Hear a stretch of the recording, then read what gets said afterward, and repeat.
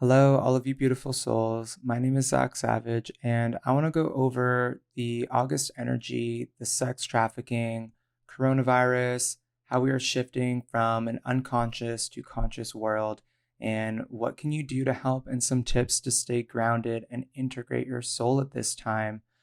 I really feel like the earth is shifting into the divine feminine energy, which is amazing and so overdue. We're going from the external to the internal. It is an amazing opportunity to balance the human and the spirit. So, honoring our bodies as the divine tools that they are, so you can anchor in copious amounts of light to activate your DNA and align you to your soul purpose and mission for you to receive and see this world in such different ways. I kept getting this visual of a butterfly with one wing out of the chrysalis and how it's almost time to break free and spread our wings. How important it is as a collective right now to co create a new planet that is conscious and built from love and unity. So, trusting your intuition and trusting your feelings right now, nurturing this planet and allowing it to be reborn by us taking the action. This is our opportunity. So, getting out of the ego driving and into your soul guidance that is taking over. This world's energy and our connection to her is at an all time high. So, if there was ever a time to go within, it is now. And I promise the healings that you will discover and feel through your own meditations are going to be exceptional. They are going to be here to expand your consciousness. They are going to allow you to dive so deep within yourself and pull out things you may have forgotten that are even within you. Huge emphasis on mother energy, family, and just relationships in general because there's still a lot of heart activation and it's so strong. So, lots of healing for matters around the heart.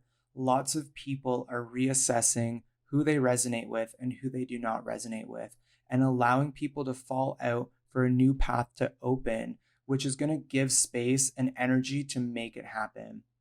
So, if this is a family member, or if this is, let's say, an actual mother figure in your life, then this is a great opportunity to become so clear and let go of any limiting beliefs or conditions on one another.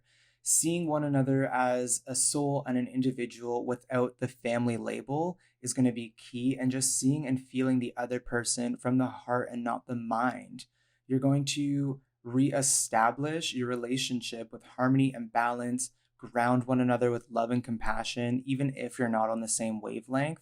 And this is another lesson in unconditional love. And it's a chance to open up a line of communication that is from the heart and from your heart to theirs, being vulnerable on a much deeper level. And remembering that just because they are family does not mean they can treat you any different than you would treat yourself. So it's a time to speak up and get clear with communication around any red flags of conditional love that are coming up for you. So, leaving a reality that has been built on survival, ego, and reaction, and into a time of purge.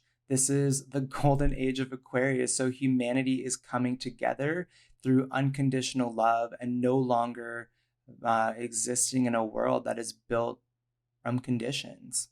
Seeing the world as us and the children on this planet needing to be saved. They are us and they are our children. So this needs to be healed for all of us to heal. It is so important right now to spend time meditating, walking in nature, donate, educate, send energy, and hold space and light while the earth and her waters are healing and emotionally releasing. Seeing issues around water was another thing that kept coming up for me. I had a dream about a flood last night, specifically in Florida. It looked like it was Miami, even though I've never been. That's just what I was feeling. And it's so interesting because I was told many, many years ago by this other psychic woman that she was predicting the same thing. And I just had a dream about it last night about this flood in Florida. So I wrote that down, whether that means physically or if that just means the earth is literally purging emotion, but there was an emphasis on Florida. So I went online just to see what does that mean, and I found out Florida is actually one of the hot spots for the sex trafficking that is going on right now. And it was like blowing my mind. I felt like I needed to come across that page. And along with that dream, I kept seeing green balloons. And I was like, what? This is so random. And when I woke up, I went on Instagram and I immediately scrolled by this image of these blue balloons, and it just stood out to me. And it was an organization that is here to spread knowledge and organization around the sex trafficking. And I was like, wow, I was so meant to find this page. It was just like everything felt so aligned. And the fact that the balloons were green, once again, it is a chance for this heart healing energy and not forgetting the children on this planet, because there are millions suffering that are still out there, and we have everything we need to end that right now. So the other thing I wanted to get into was how the world is shifting from the unconscious to the consciousness right now.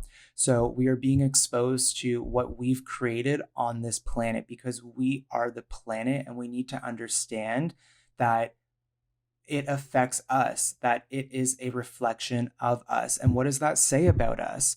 So I heard this quote the other day, and it said, none of us have made it until all of us have made it. And it just spoke to my soul, because we have all been raised in a world of condition. So how can you possibly imagine one without? And the answer I kept feeling was, by creating it, we are creators. We came here to create a world, to create a new world. That's why so many of us don't fit in or don't resonate with the structures that are in place. We came here to be that change. So it is a time to stop disempowering ourselves and to bring back the empowered individual and soul you came here with before you were exposed to anything that shut that down. Because an unconscious world only sees themselves as the material. It is so robotic and without love, always moving forward with no time given to the spirit and the soul. So my question is, like, who are you without those illusions, without that money or that ego or the survival instincts, right? We are learning how to live in with harmony. We're learning how to live in harmony with our human, and our soul begins to breathe. It is time for this suffering to be healed and brought to the light.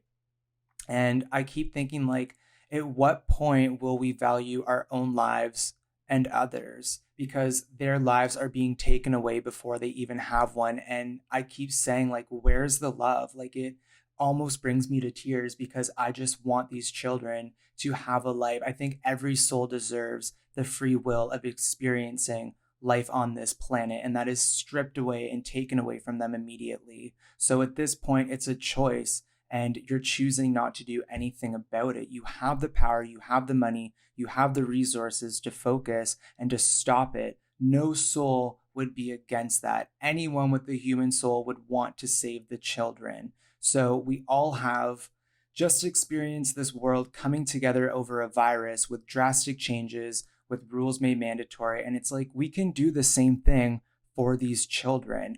There is all the resources we need to make it a priority and to make that change right now. So a conscious planet sees the world and the connection to her, but it is built in love and unity. It is globally and collectively that we need to stand up for this change. And the world is calling us back to humanity so we can reunite again in unity. So it's a time to unite and become one.